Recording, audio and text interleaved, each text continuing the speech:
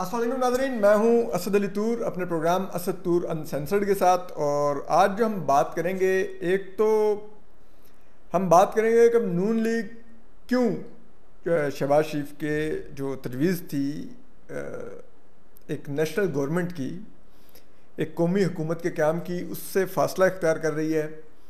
इसके अलावा हम आपको आज ये भी बताएंगे कि आज किस तरह से हुकूमत ने सुप्रीम कोर्ट के फ़ैसले की आड़ लेके FIA को खुली छूट दिलवाने की इस्लामाबाद में कोशिश की, जो कि नाकाम हो गई। इस पर भी हम आपको बड़ी खबर देंगे। इसके अलावा हम आपको ये भी आज बताएंगे कि ये जो अब कहा जा रहा है कि जो जस्टिस कादी फाइज ईसा की कोर्ट में जो पिटीशन की गई, उसके पीछे कोई यकीन दहानियाँ थीं कि DGISI जनरल फैज़ हमीद को बुलाया जाएगा, फवाद चौधरी को बुलाया जाएगा, और इस पर भी यार आपको जवाब देंगे। और इसके अलावा जो PMDA का क़याम किया जा रहा है, उसमें भी क्या तशवीशनाक बातें हैं, क्यों सहाफ़ती बिरादरी उसकी मज़ाहमत कर रही है, उस पर भी बात करेंगे। तो चलिए सबसे पहले मियाँ शहबाज शरीफ के बयान पर आ जाते हैं। मरीम औरंगज़ेब साहिबा जो PMLN की स्पोक्समैन हैं, सेक्रेटरी इंफॉर्मेशन हैं, उन्होंने अब एक बयान जारी किया है और उन्होंने कहा कि वो शहबाज शरीफ साहब पे एक पासिंग रिमार्क्स थे और कोई ऐसी बात नहीं है, वो कोई नेशनल गवर्नमेंट के उसकी बात नहीं कर रहे थे। नून लीग को जब भी मैंडेट मिलेगा, मौका मिलेगा, तो वो मुल्क की खिदमत करेगी और वो तमाम सियासी जमातों को साथ लेके चलेगी। तो ये इस किस्म का उन्होंने एक बयान जारी किया। तो अब ये एहसास हो रहा है कि मियाँ शहबाज शरीफ ने जो सदर हैं नून लीग के, उन्होंने जो तजवीज़ दी थी कौमी हुकूमत की, उसको मरीम औरंगज़ेब साहिबा ने उनकी ज़ाती राय करार दिया है। तो आप बेहतर समझ सकते हैं कि मियाँ शहबाज शरीफ की ज़ाती राय फिर कहाँ से आई होगी। हमने तो कल ही कहा था कि ये नून लीग नहीं, ये किसी और का मौक़िफ़ है जो मियाँ शहबाज शरीफ बयान कर रहे हैं। इसी तरह अब हम आगे आते हैं, जो एक और दिलचस्प चीज़ है, उस पर भी बात कर लेते हैं। अब कहा यह जा रहा है, जो एक तासुर था, क्योंकि मैं ख़ुद भी उसमें पटिशनर था, एक वन ऑफ मैं भी था, जिन 4 लोगों ने विड्रॉ की उनमें मैं भी था। अब्दुल क़य्यूम सिद्दीकी हैं, सीनियर साफ़ी हैं, आमिर मीर हैं, इमरान शफ़क़त हैं। हम लोगों ने अपनी पिटिशंस विड्रॉ कर ली जब सुप्रीम कोर्ट के अंदर जिस तरह से पहले एक 2 रुकनी बेंच ने हमारी पिटिशन टेकअप की, फिर 5 रुकनी बेंच ने उस बेंच के अगेंस्ट ऑर्डर करके उसका ऑर्डर रिकॉल किया, और फिर उसी 5 जजेस ने जिन्होंने ये किया, उन्हीं में से 3 फिर हमारी पिटिशन सुनने बैठ गए। तो हम लोगों ने विड्रॉ कर ली। हमने कहा ठीक है, हम लोग अपना मातहत अदालतों में ही अपना केस देखेंगे। और जिस पर हमारे बाज़ जो सीनियर साथी सहाफ़ी हैं, उनके ख़दशात भी थे कि ये इस्लामाबाद हाई कोर्ट में इस सब को लेकर तो जो प्रोसीडिंग्स चल रही हैं, जिनमें FIA बड़ी अपनी गैर कानूनी कामों की वजह से मुश्किलात का शिकार हो रही है, तो FIA को बचाने के लिए सुप्रीम कोर्ट के इस 3 रुकनी बेंच का सहारा लिया जा सकता है। तो वो ख़दशात को मज़ीद भी उनमें जान पड़ी जब सुप्रीम कोर्ट ने इस्लामाबाद हाई कोर्ट से ऑर्डर और जो प्रोसीडिंग्स हुई थी उनका रिकॉर्ड मांग लिया। तो उससे हुकूमत बड़ी खुश हुई और हुकूमत ने कहा कि हम अब जाके इस्लामाबाद हाई कोर्ट में कहेंगे कि आप अब प्रोसीड नहीं कर सकते, मामला तो सुप्रीम कोर्ट में ज़ेर समात आ गया। और यही किया आज एडिशनल अटॉर्नी जनरल ने जाके, तो जिसको chief justice of Pakistan chief justice of Islamabad high court justice Athar Minallah ने नाकाम बनाया। और उन्होंने कहा कि हम सुप्रीम कोर्ट का एहतराम करते हैं, लेकिन सुप्रीम कोर्ट ने कोई डायरेक्शन नहीं दी हमें कार्रवाई रोकने की, और हमें कॉन्स्टिट्यूशनल कोर्ट है, हम ये कार्रवाई चलाएंगे यहाँ पर। और उसके बाद उन्होंने नोटिस भी लिया कि लाहौर में जो आमिर मीर और इमरान शफ़क़त के साथ हुआ था, बाज़ लोग क्वेश्चन कर रहे हैं कि ये इस्लामाबाद हाई कोर्ट कैसे नोटिस ले सकती थी, ये तो उनके आगे मामला था ही नहीं, तो लाहौर की जुरिस्डिक्शन थी। तो बात यह है कि इस्लामाबाद हाई कोर्ट ने एक ऑर्डर पास कर रखा है जिसमें उन्होंने पैरामीटर्स तय किए थे, और FIA ने यकीन दहानी करवाई थी कि वह सर्कुलर जारी करके ये यकीनी बनाएगी कि FIA इस तरह का गैर कानूनी काम मत करे। तो अब इस्लामाबाद हाई कोर्ट के ही ऑर्डर की जब खिलाफ वर्जी होगी और FIA लाहौर में रियासती दहशत गर्दी करते हुए 2 सहाफ़ियों आमिर मीर और इमरान शफ़क़त को घर से अगवा करेगी, तो फिर नोटिस भी इस्लामाबाद हाई कोर्ट ही लेगा, क्योंकि उसके ही ऑर्डर की खिलाफवर्जी हुई है।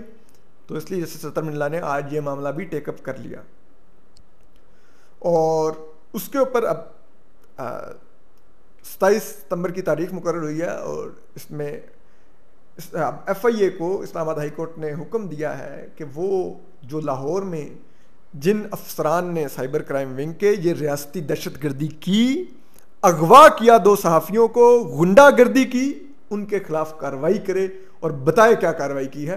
तो अब हम देखते हैं कि FIA क्या अपने उन अहलकारों के खिलाफ कार्रवाई करती है जिन्होंने ये जुर्म किया है। तो इसके बाद हम आते हैं आगे। अब एक और भी, क्योंकि इसी से रिलेटेड केस से बात है, आमिर मीर और इमरान शफकत विड्रॉ कर गए हैं अपनी पिटीशन। तो अब मुझे आज सुबह जो हमारे सहाफ़ी दोस्त हैं असनात मलिक, उन्होंने कांटेक्ट किया और बताया कि कहा जा रहा है कि कोई आप लोगों को यकीन दहानी थी जस्टिस काजी फाइज ईसा की तरफ से या आप लोगों को कहीं और से कि DGSI जनरल फैज़ हमीद को और वज़ीर इत्तलात फवाद चौधरी को बुलवाया जाएगा, तो उसके लिए आप लोग पिटीशन करें तो फिर जस्टिस काजी फाइज साइन को बुलाएंगे, सुप्रीम कोर्ट में समन करेंगे। तो ये बात आप लोगों से मंसूब की जा रही है और कहा जा रहा है कि ये इस तरह का कुछ मामला था। तो बड़ी सादा सी बात है, अगर ये बात सच है कि हमें ये कहा गया था, हमें कहीं से ये यकीन दहानी थी, हमारे इनडायरेक्टली भी कहीं से इल्म में था कि इस केस में DGSI जनरल फैज़ हमीद को और वज़ीर इत्तलात फवाद चौधरी को बुलाया जाना है, तो मुझ पर और मेरे माँ बाप पर खुदा की लानत। और अगर ये झूठ फैलाया जा रहा है, जो कि ये झूठ है बात, कि हमें ऐसी कोई यकीन दहानी, कोई इंडिकेशन नहीं था जब हम जस्टिस काजी फाइज साहब की अदालत में गए, ना मोअज़्ज़िज़ जज साहब की तरफ से ना किसी और तरफ से हमें कोई ऐसा इंडिकेशन या यकीन दहानी थी। तो ये जो झूठ फैलाया जा रहा है, इस झूठ फैलाने वालों पर भी, फैलाने वालों के माँ बाप पर भी खुदा की लानत। और तीसरी बात, अगर इस पिटीशन के करने से पहले या पिटीशन करने के बाद किसी भी किस्म का मेरा जस्टिस काजी फाइज ईसा से कोई राब्ता था, तो भी वो खुदा की लानत मुझ पर भी और मेरे माँ बाप पर भी, और उस पर भी लानत जो ये फैला रहा हो कि मेरा या किसी का कोई राब्ता था जिस पर जस्टिस काजी फाइज साहब ने कहा कि ये पिटीशन लाओ, तो उस पर भी और उसके माँ बाप पर भी खुदा की लानत। ये भी करेक्ट हो गया, ठीक है। अब और ये कहा जा रहा है कि जी दीगर बातें वो फैलाई जा रही हैं कि जी वो फवाद चौधरी साहब को जी निशाना बनाया जाना था क्योंकि वो PMDA लाना चाह रहे थे, पाकिस्तान मीडिया डेवलपमेंट अथॉरिटी। ठीक है, आपने, हमें पता है जो जिन यूट्यूबर्स को हुकूमत ने इश्तिहार देने हैं और उनके मुंह में पानी आया हुआ है, आगे उनको हड्डी इनडायरेक्टली डाली जा रही थी गैर कानूनी तरीके से, अब उसको लीगलाइज करके वो हड्डी उनके मुंह में डालनी है, तो करें यार। अब अपना आप इसको हमारे साथ किस तरह से मंसूब करते फिर रहे हैं? हमारा कोई ये कभी भी इरादा नहीं था कि हमको फवाद चौधरी या किसी जर्नैल के खिलाफ साजिश कर रहे होंगे जी और फलान ये वो। उसके खिलाफ हम लीगल फोरम्स पे हमारी प्रेस यूनियंस एहतजाज कर रही हैं। 14 तारीख को पार्लियामेंट के बाहर धरना होगा मुश्तरका इजलास के मौके पर, तमाम सहाफ़ती तंजीमें और तमाम सहाफ़ी वहाँ पर धरना देंगे। हाँ, जो हमें पता है जो पालतू हैं वो तो धरना नहीं देंगे, उनके मुंह में तो हड्डियाँ डाली जा रही हैं। तो हम तो उन फोरम्स को एड्रेस कर रहे हैं, तमाम जो मीडिया ऑर्गेनाइजेशंस हैं, तमाम चैनल्स, CPNE, PFUJ, तमाम प्रेस क्लब्स और चैनल्स के डायरेक्टर न्यूज़ की जो तंजीम है, सब लोग मुश्तरका तौर पे पाकिस्तान मीडिया डेवलपमेंट अथॉरिटी को मुस्तरद कर चुके हैं इस आइडिया को। तो हमें क्या ज़रूरत थी इसके लिए ऐसी कोई मज़का खेज़ हरकत करने की? ले आए हुकूमत तो फिर हाँ, हम प्रॉपर तरीके से अगर बेहतर समझते होंगे तो कोर्ट में चैलेंज करेंगे PMDA को। और PMDA के अब देखें, इसमें बड़ा तशवीशनाक जो चीज़ें ये हैं कि अब कहा जा रहा है जी कि वो जो यूट्यूब चैनल गवर्नमेंट के साथ रजिस्टर होगा उसको ऐड मिलेंगे, जो नहीं होगा उसको नहीं मिलेंगे, और जो रजिस्टर होगा वो अगर कोई झूठी खबर देगा तो उसको जो जुर्माना होगा, जो नॉन रजिस्टर्ड चैनल होगा उसको उससे डबल जुर्माना होगा। अब पहली बात तो ये है कि गवर्नमेंट के इश्तिहार आप पहले दूसरे तरीके से उनको पैसे दे रहे थे उन यूट्यूबर्स को, अब इस तरह से देंगे, इतनी सी बात है, उसको लीगलाइज करने आप जा रहे हैं। और कहा जाए ये 5% मवाद वो अवामी मुफाद का चलाएंगे जो हुकूमत देगी उन यूट्यूब चैनल्स को। मतलब अब कौन डिसाइड करेगा कि वो अवामी मुफाद का मामला या हुकूमत के प्रोपेगेंडे का मामला है। और ये आपने जो पिछले दिनों PID में मीटिंग्स की यूट्यूबर से, उसमें यूट्यूबर सिर्फ बुलाई वो गए जो आपको पता था ऑलरेडी आपका प्रोपेगेंडा कर रहे हैं, पेड प्रोपेगेंडा कर रहे हैं। तो हमें तो पहले ही क्लियर है, हमारे लिए तो इसमें कोई बात आई नहीं। और ये कौन डिसाइड करेगा कौन सी खबर फेक है कौन सी नहीं है। हुकूमती जो फेक खबरें का एक अकाउंट है वो जो कहता है जी ये फेक खबर है, वो तो दुरुस्त खबरों के ऊपर फेक खबर का लगा के टैग ट्वीट कर रहा होता है। तो उस हुकूमत से हम कहें वो PMDA में इंसाफ कर रही होगी। फिर ये कहा जा रहा है कि वो PMDA के पास ये इख्तियार होगा कि वो रोक सके जिनकी जो चैनल तनख्वाहें या अखबार तनख्वाहें नहीं दे रहा होगा अपने मुलाजमीन को, ताखीर से दे रहा होगा, उनके सरकारी इश्तिहार रोक सके। बड़ी सादा सी बात है।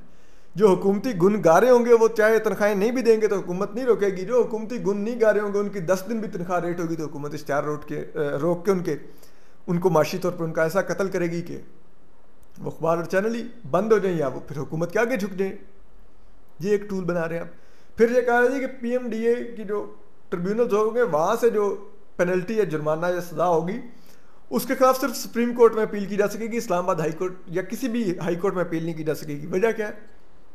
क्योंकि इस्लामाबाद हाई कोर्ट में पता है क्या होगा, उसको बाईपास करने के लिए सिर्फ अपील का फोरम ही सुप्रीम कोर्ट दिया गया, एक अपील का फोरम ही छीन लिया गया।